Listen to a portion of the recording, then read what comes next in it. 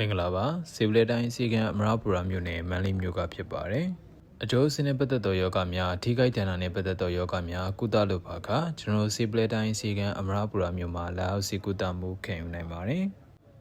စီကံဖွင့်ခြင်းလေးကတော့မနက်၈နာရီကနေပြီးတော့နေ့လယ်၁၇နာရီညနေပိုင်းကတော့9နာရီနေည8နာရီထိဖြစ်ပါတယ်တနင်္ဂနွေနေ့တိုင်းစီကံပိတ်ပါတယ်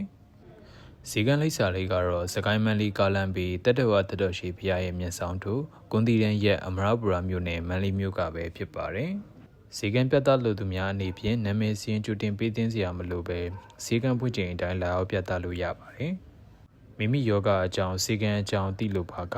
ဖုန်းနံပါတ်3999316849နဲ့399965193991ကနေလည်းဆက်သွယ်ပြီးတော့မေးမြန်းနိုင်ပါတယ်အခြားသိလူရာများရှိပါကဗီဒီယိုရဲ့ကွန်မန့်အောက်မှာမေးမြန်းနိုင်ပါတယ်အဆုံးထိကြည့်ရှုပေးကြသူများအားလုံးကိုကျေးဇူးများကြီးတင်ပါတယ်